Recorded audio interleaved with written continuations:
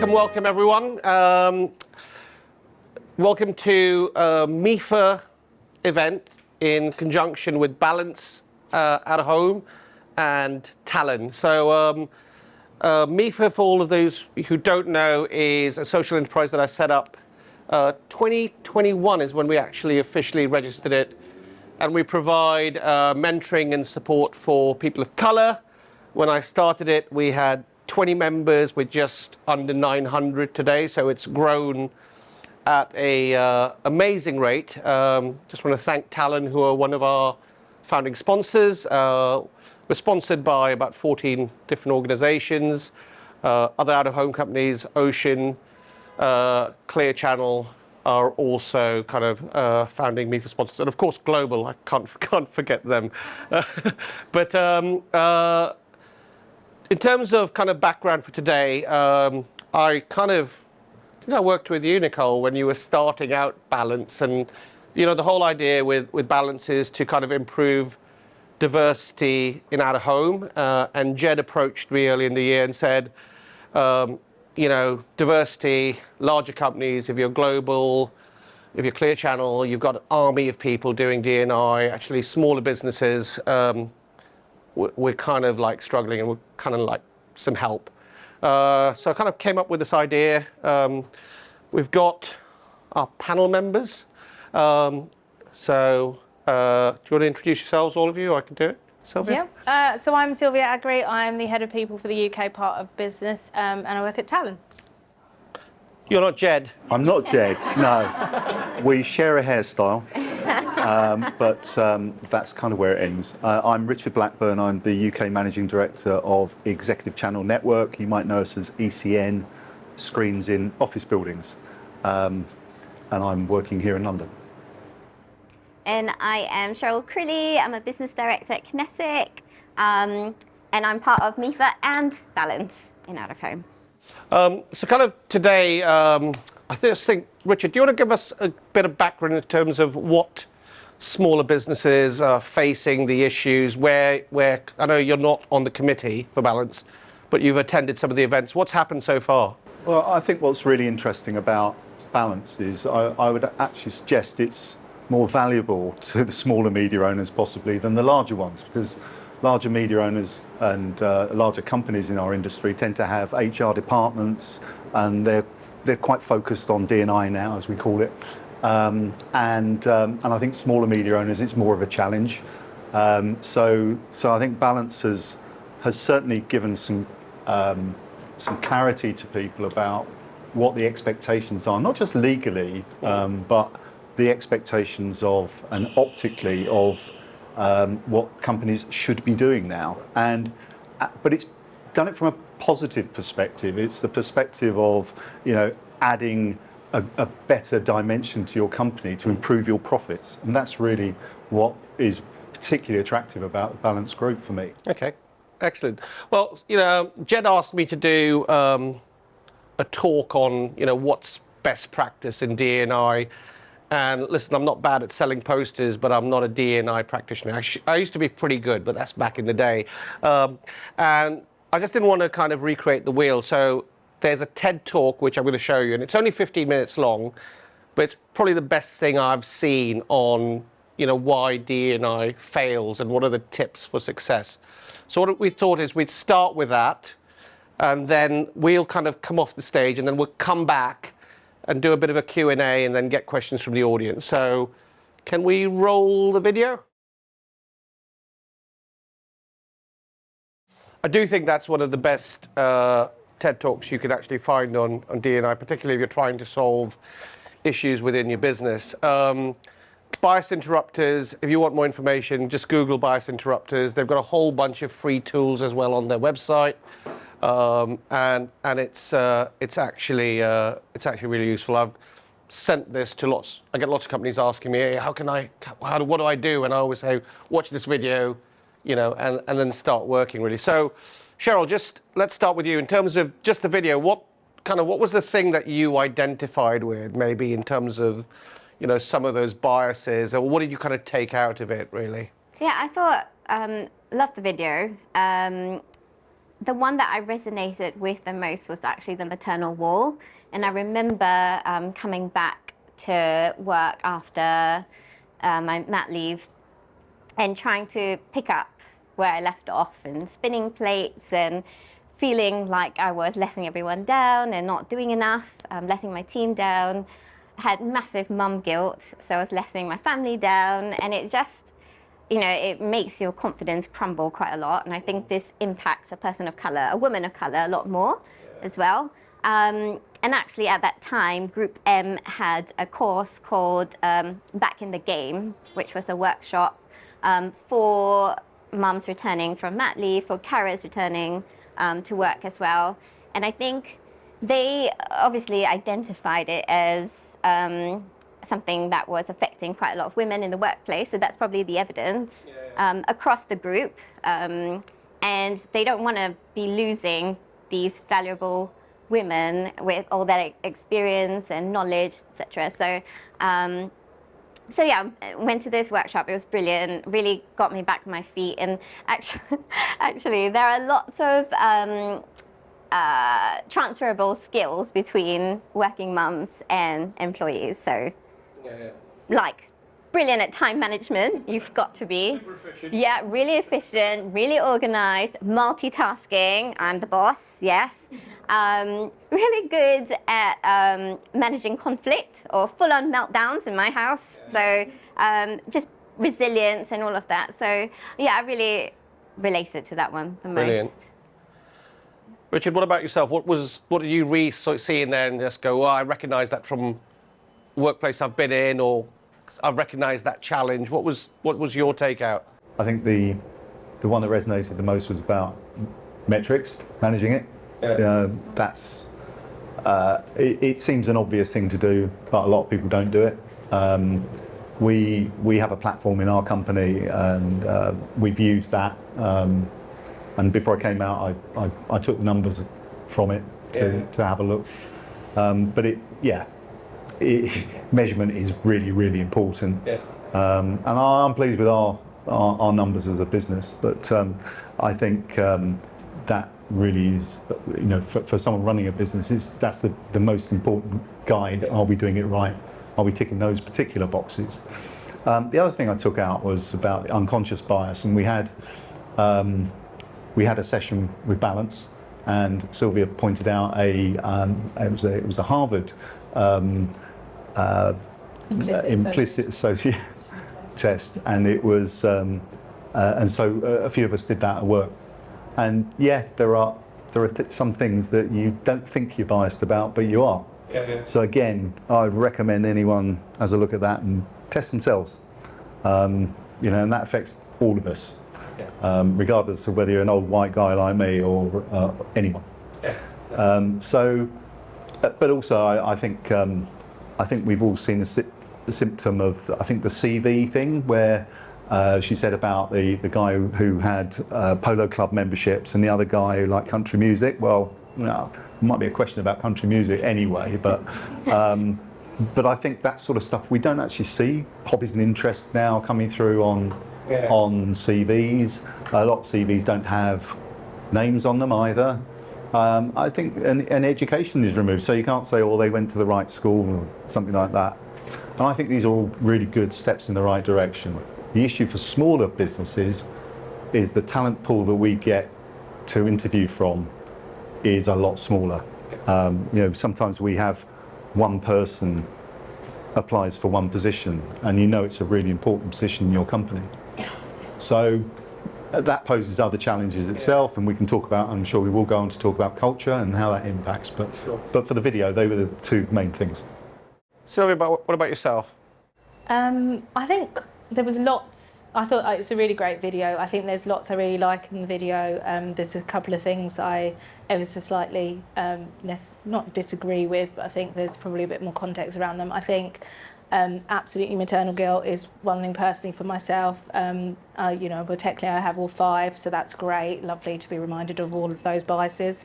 But I think in terms of what businesses can do, absolutely. Like when I did that talk, anyone that knows me knows I'm all about data. If you don't know where you are, how do you know where you want to get to? One of the things I will disagree with is at the start when she was saying that having all the training sessions and whatnot isn't as important. I would argue that you need to bring your staff along with the journey, and without that education piece, you can't just go asking people for data because they're not going to complete it. They're not going to have the trust in you that you're doing it for the right reasons and that actually you're going to make positive choices out of that. So I think there was lots in there, but you do also need to bring people along and you need to make them all understand what the benefit and is of doing all of these things. I really like the comment that when she said about when sales are falling, we don't have a national good sales month or have an earnest conversation about, you know, whatever it was, the benefits to sales. I thought that bit was kind of really clever. But I kind of take your point. I think, you know, getting people to understand their biases, and as you said, we all have them, right? None of us are perfect. I think that's really important, really. So just sticking with you. So tell us at Talon, really, what do you think you've done that's kind of made the biggest difference in terms of shifting the dial, in terms of since George Floyd and all the programs you've put in? All of the things she said we shouldn't do. No, so we have an employee resource group. We have the Belong Committee. So I think for us, a lot of it was about conversation and talking to our staff and finding out what's most important. So immediately following the death of George Floyd, we had focus groups with staff. Anybody could join. And talk about the events, talk about why it was important to them and what they thought Talon could do about it. Out of that, we created an anti-racism group, and we held an anti-racism week in the October of that year, where we had lots of speakers and talks and education pieces and books and reading lists, etc. As time went on, we didn't realise, but we decided actually what she said at the end, it resonates really well. If you solve the issues for one group of people, you solve the issues, not solve them, but you help everybody. So we repurposed the group. It's now Belong. We have champions for each area of DE&I, and actually there's so much intersectionality across all of the issues. It's about how do we make this the best place to work for everybody, not if you're a female, not if you're male, not if you're LGBTQ+, not if you're black or you're white, you're Asian. It's all of these things make this an amazing place to work. So we have the Bond Committee. We continue with our education seminars, talks, training. We run events. So we had like a Pride Bar. You know, it's just, for us, it's about making the things that make up our people, part of the daily conversation and not an add-on. It's how do we bring this into the thread of every single conversation, and just so that people, it sounds so cliche, do feel like they can bring their whole selves to work, and that's fine. And actually just having those conversations, having screensavers come up, like just gently little tweaks, just saying, oh, actually, if you didn't know what this is what Ramadan is, and this is why people are fasting, and here's this little tidbit of information for you on this. And we're just trying to find subtle ways to insert it, as well as some of the more traditional splashier. Brilliant. I'm going to go back to you, Cheryl, just because one of the things that happened post George Floyd, companies kind of looked at their businesses, they're like, God, we need more diverse talent. Really difficult to get diverse talent, senior and middle, so everybody went kind of junior, and employed lots of young, diverse talent. And you know what? 2 years later, a lot of this talent's left.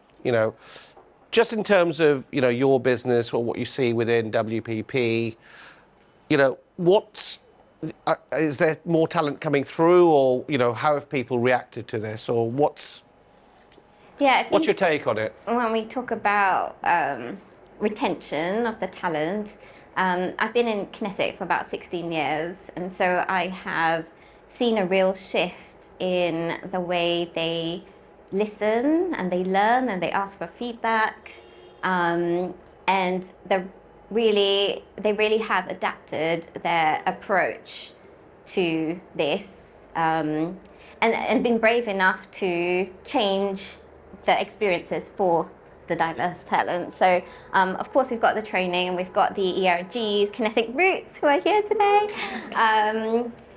and all of that. But I think for me personally, one of the initiatives that they launched a few years ago was the WPP sponsorship program, which I was part of. So we had about 15 people paired with senior leadership team. It's very much a two-way conversation, and we got to educate the senior person about our own experiences. It ran over 18 months, so everyone's really dedicated to this. And I mean, I found it a really invaluable experience, just the support that I got. They really championed us.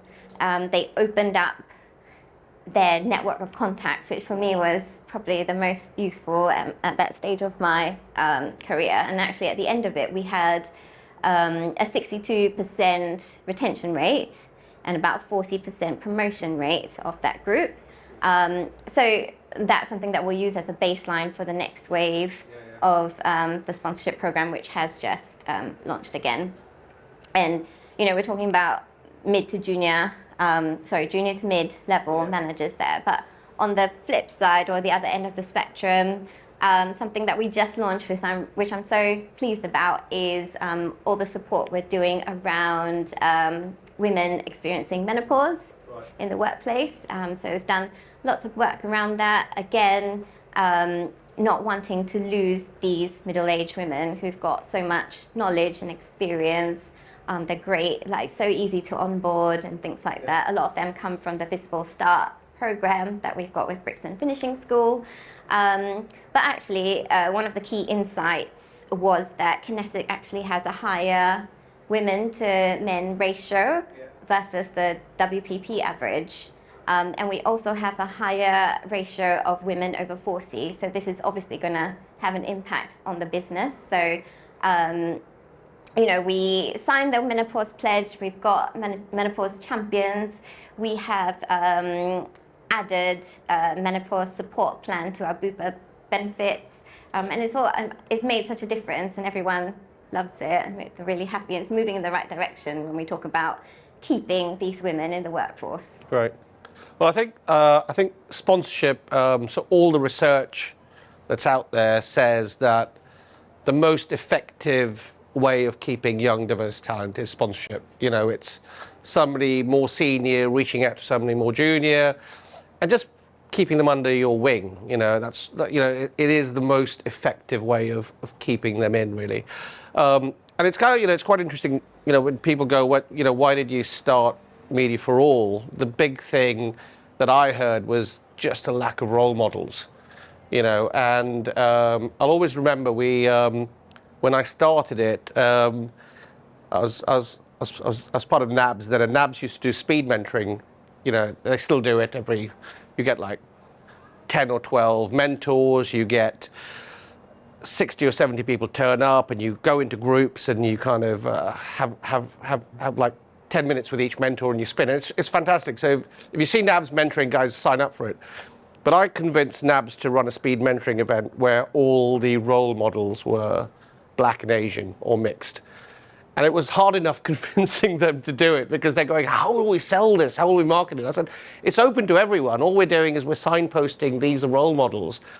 And we had 150 people turn up, and it's like the biggest speed mentoring event. And that's kind of the genesis of where kind of MEFA started, really. So, and that's kind of all around, you know, being able to identify with, you know, senior talent. So that's great. Richard, I'm going to come to you. So first of all, I think we just need to give the industry, the whole ad industry, a little pat on the back and a clap, because the AA census data that came out showed a 20% increase in people from ethnic minority backgrounds. You know, so whatever we're doing, and I know it's not perfect, right? It's going in the right way. The trajectory is good. But definitely, you know, we see much more progress in larger companies. So, Richard, I just want to say, in smaller companies, we're not seeing as much of an increase in diverse talent. Gender has always been, the industry's always been really good at. Not at C-suite, of course. Once we get to C-suite, the numbers drop. And then, of course, social mobility is the other thing we talked about. We're not good at attracting talent from lower socioeconomic groups. What are you seeing amongst other smaller media owners and your own experience, really? I think it's a real, such a wide range SMEs. I talk to media owners who have a turnover of sort of £500,000 a year, and they have, it's a husband and wife team, right up to people who've got enterprises that are heading on for 20 million turnover. So there's a real variety of different companies there. I mean, speaking for ECN, we have, I think in the UK it's about 27 employees. Right. 26, I think, the last count. It's split down the middle, gender-wise. Age-wise, it's in the each sort of representative age group within the working age group is pretty much equal. And from a gender from a ethnicity point of view, we're at 31%. And I think that's great. I'm happy with that. But that's actually come about through culture rather than through strategy. And whilst the strategy can be there, Jed had said, culture eats strategy for breakfast, which is culture is certainly the silent hand behind strategy. Yeah. And I think if you get your cultures right within the organisation, you guys are working with companies that are doing an awful lot to try to have the right sort of culture. And I think it starts where you said, Sylvia, about talking to people. If you talk to the people you work with and you involve them and you create a business that they all want to be part of, then you're better at retaining people, but also people want to come and work with you. That's more likely to attract people. But I would hasten to add, and this is a caution for smaller media owners, is we literally sometimes get one applicant for a job. So it's much harder than it might seem on the face of it. But I think just making people aware, and Fiona and Jed's work with the Balance team, making smaller companies aware of what we should be doing, and what we should be looking at, and what we should be measuring, is a really good step in the right direction. And I think that, PrimeSite, we were a small company, we became a big company, but, in that journey, I distinctly remember, conversations where, we'd be looking at people and you're going, well, who's going to fit in more? Who's going to fit in more with all of us when we're at the pub, or, it wasn't really about, who's going to make this business more diverse and better. And that's me leading it, right? So I think we've all got to kind of accept, that the world's moved on, and it's kind of great to see. But I always remember those conversations where we'd get somebody in, and I'd go, why didn't that guy get the job? He looked pretty good. Oh, it's not going to fit in. Didn't really think, can't really talk football, or doesn't drink and all that sort of stuff. And a few of them I kind of actually said, let's re-interview them, but probably a lot didn't. And I think that's why I worry when people go culture. It's different. There are different sorts of cultures. Culture has changed a lot post-pandemic, and I think a lot of companies would have recognised that, particularly with hybrid working. It has changed how we are as businesses. Certainly, we went through a very tough time as a company, because when the government tells everyone to work from home, no one wants to buy office media for some reason. It's mad, but there you go. But I think it's recognising, Sir Martin Sorrell said last week, that having people back in the office is, it helps ensure culture. It's the social glue that you have amongst people. But I think if it's more bottom up than top down, that's a starting point which goes. All right. I think, listen, I just wanted to kind of open up the floor to questions. Anyone have anything, or somebody must have a question? Hi, my name's Ravi, by the way, and I work at Kinetic.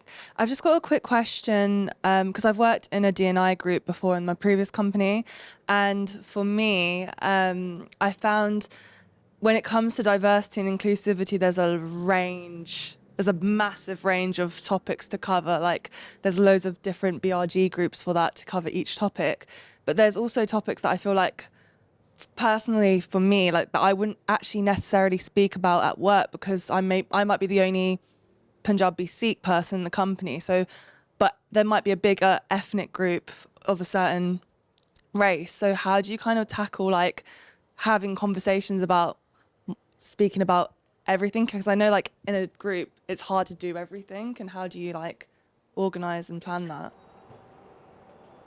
So, I mean, I don't mind going first. I think what companies are doing more of is being curious. You know, that's what I say to companies: be curious about your staff. You know, somebody who's Sikh is very different from somebody who's Hindu, is very different to somebody who's, you know, Muslim, but you all may look the same. And we did a bunch of work with the Advertising Association last year, 2 years ago, when the last census came out, and particularly around the Asian experience. So when the census released 2 years ago, everyone kind of expected the black experience to not be great in media. What surprised everyone was the Asian experience was just marginally behind, really. And that's what we kind of started talking about, be curious. And I think there's a lot of it. You know, there are people celebrating Diwali, you know, people understanding Langar, you know, Ramadan's talked about a lot. And it's only through understanding people's differences that, you know, people begin to appreciate each other a bit more, really. So that's kind of how I kind of deal with that. But can I go? I would totally agree with that. I think it's about creating these spaces where you can come together and share experiences, share stories, share ideas, and staying curious, definitely. I think that D&I in general, companies have to acknowledge that it's a long-term commitment. It's not a quick fix. Diversity is quite easy to do, and it's the inclusion bit that is a lot more challenging. The Mars client actually explained it best to me. She said that diversity is inviting everyone to the party, and inclusion is making sure that everyone's having a good time. So the two always need to come hand in hand. You can't do one without the other.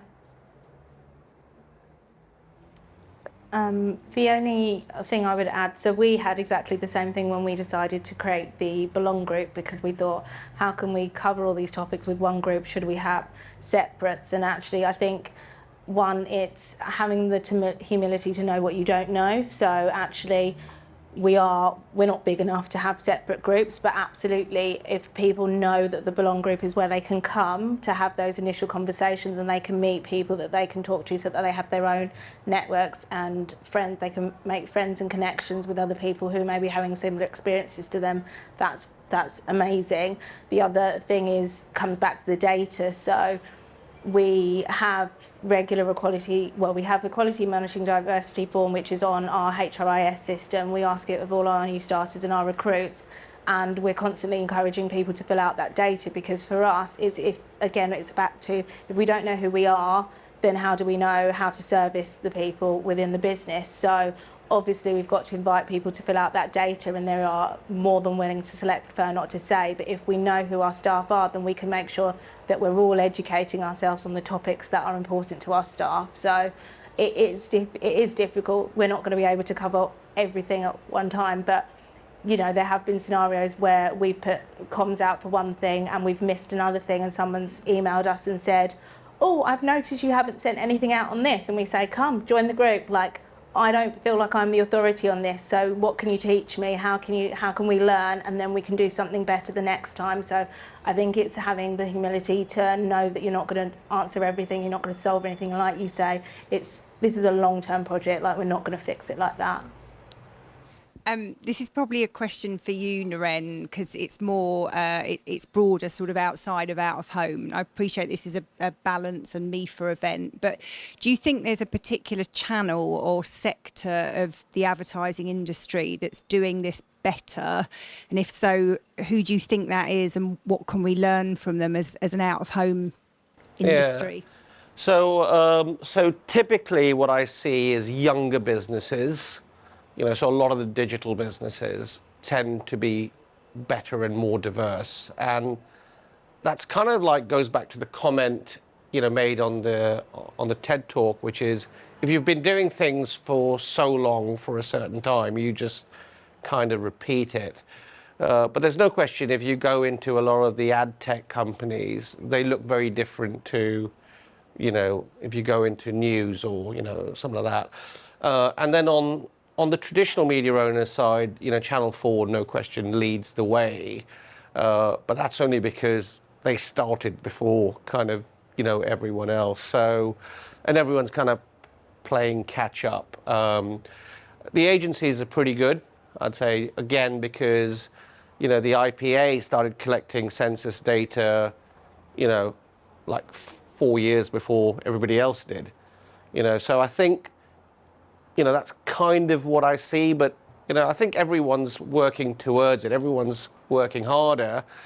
And, for me, I mean, again, I go to a lot of these panels, and, more and more clients are kind of thinking about, right, okay, maybe diversity should be a KPI, of the team, or where, and I think when clients basically say, I only want to spend money with companies who can properly demonstrate their diversity, I think that's when the game really changes. And, I've had enough conversations with people who are thinking about it, toying with it, because they're doing it on sustainability, so there's lots of clients who are out there. And that's why I kind of always say to media owners, don't be caught in a position, when a client goes, actually, I only want to spend money with businesses that are really diverse or on the route, really. So That's definitely coming. It's been in a few pitches of late, government and an FMCG pitch that I won't name, but it's definitely it's there, coming. yeah. So I think that's, for me, that's the real stick that the industry needs. And, certain companies have recognized that, and they're just further ahead, really. Hiya, just behind you. Just curious to know what you think good looks like here. So obviously we're all here from different backgrounds, different groups. Everyone's got their own personal take on this. Yeah. So I think you said it like you're really happy with your culture, and that's led to more diverse people coming into your business. And when you cut the data, it's really good cross sections across anything that you look at. But for organisations that aren't quite there, what should we be aiming for? So, and I kind of don't work, I kind of help a couple of larger businesses in this area. And it's been said by a few people, I think what you're looking for is progress.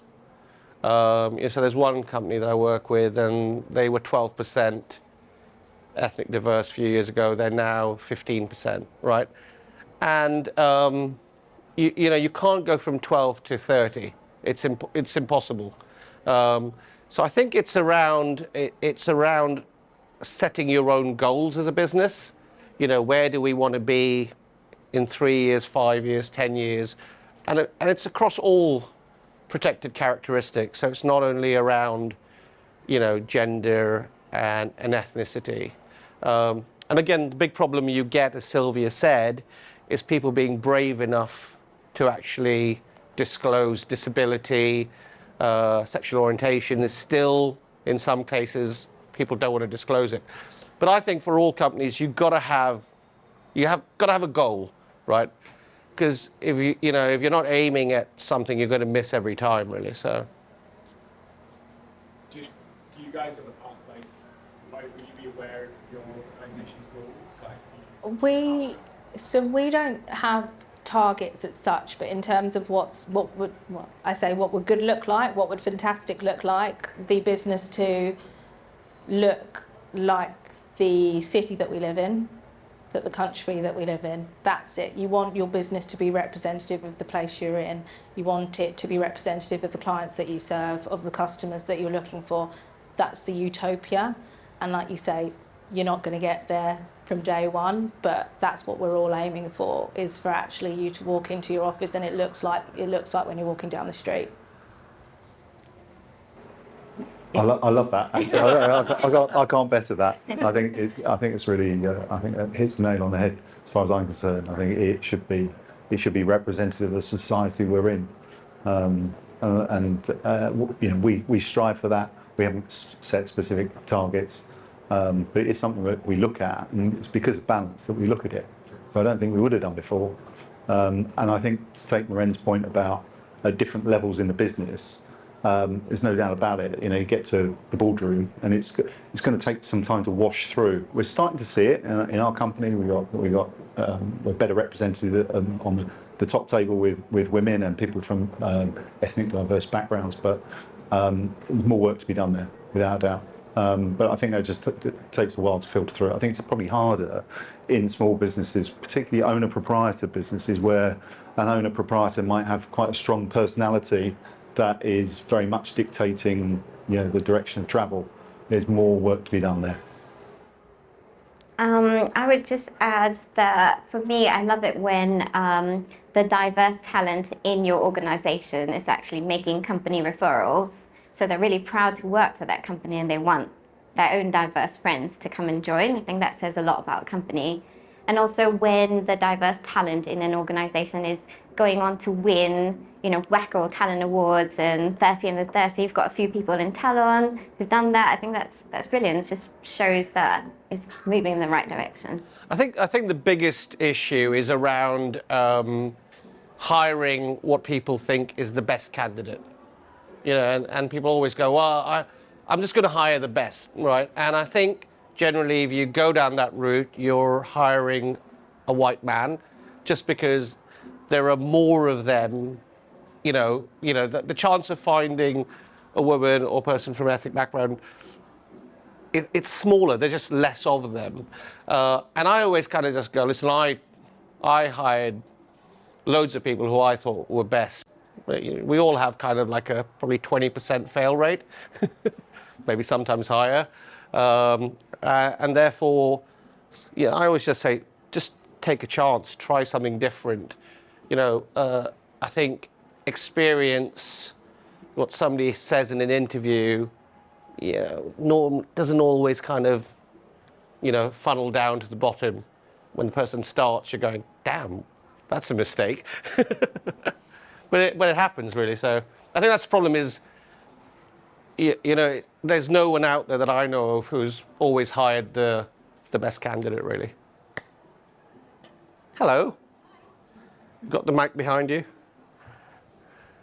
So you talked about progress, and I wanted to ask or understand, and you might have answered this already, from a small business point of view that aren't necessarily that diverse, how do they employ people without them making them feel like they're the diversity hire? And also, especially when they don't have diversity groups already established, how would you help hire more people to come in when there isn't anybody that looks like them there? I think companies need to work really hard on kind of creating this sense of belonging. And it's difficult, because I think you do have to go kind of a bit overboard, but then, if you're a diverse candidate, you go, God, why are they treating me this way? So I think it's really hard, but I think it's all around intent. I think if the intent's right and it's from the heart and the company is doing it for the right reasons, you'll get there. It's just harder. It's just harder. Yeah. It's a great question. I think that was a fantastic question, because I think that is, again, really, really tough thing to achieve. There isn't a magic wand on it. I think talking about it is very important. The Balance Group does that really, really well, where you get a lot of business owners together in the room, smaller companies, talking about and understanding that it's important they get it right. And so there's a bit of a support network as well amongst those smaller businesses. Although we compete against each other, we also try and support and share knowledge with each other as well. That's important. We're at the beginnings of setting up an EDI group internally. I just wondered if you had any advice of like where to start, what to do, what not to do. In terms of setting up a DE&I. an ERG group or a DEI policy? DEI group. Yeah. So you want to set up like an internal group. You want to set up an employee resource group? Yeah. Sylvia, do you want to go? I mean. I suppose the thing is defining the purpose of the group. That's the first thing you need to do. So are you using the group as a support group for the people who identify with whatever area of DE&I, and it's just going to be a support, or are you wanting actions out of that group?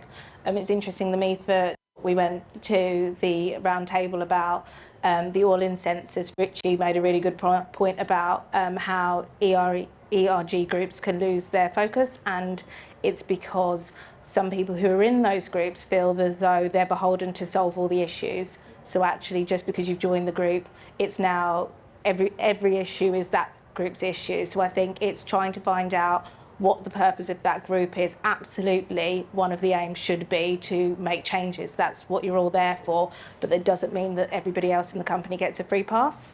Doesn't mean your leadership team gets a free pass. So what's the purpose? Is it there for support? Is it there for action? And how can you make sure that you do those things without burning out the people in the group? And I think also what's more important is leadership need to sign up. Leadership need to tell you, right, this is what this group is for. If they don't want recommendations from you, you're just there as supporting each other, right? But if they are looking for kind of, okay, every quarter come in, talk to us about the things that are working, things we need to do better, things we need to change, and I'd say it's got to be from the top. This, as much as, this shouldn't be the head of people going, we want to do this. This needs to be the CEO, the MD going, we want you to help us change, really. And they've got to be able to listen, because some of the comments are going to be uncomfortable. But the worst bit is, when ERG groups, you're in this funny position because you've got your colleagues telling you they want all this change, but actually you've got no authority to make any of the change, and then you've got leadership who may not be listening, and you kind of create this horrible dilemma where the staff are going, hold on, we've told you all this, why haven't you changed it? So I think it's really around, setting expectations, setting the ground rules. What is the group about? What are you trying to achieve is really important. Is this going to be a difficult question, Parksy? What do you see as the biggest barrier to progress?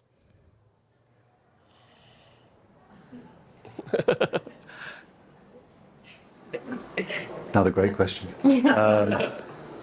I think it goes back to the bias again. I think people need to be honest with themselves, accept that they've got some, they will have biases they might not be aware of, and talking to their colleagues, talking to staff especially. It's, as I said before, for cultures, for me, it's bottom up, not top down. Too many companies are top down cultures, but yeah.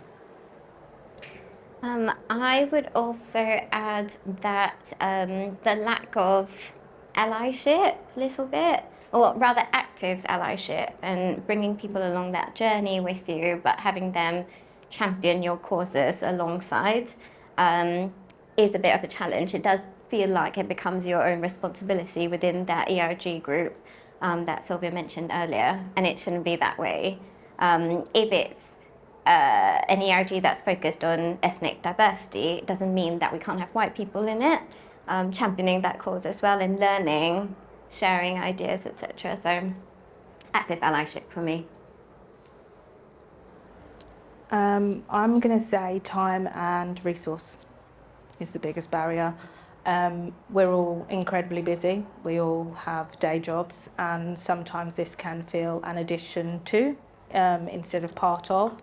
I think when you're talking about bringing talent in, I think particularly if we're talking about out of home as an industry, we're quite niche, and it's always useful to have people with valuable skills. But if the people with valuable skills or pre-existing skills all look a certain way, then, like you said, they're going to look like the best candidate for the job, because we're all very time poor and we need people yesterday, and therefore you're going to go with people that need to hit the ground running.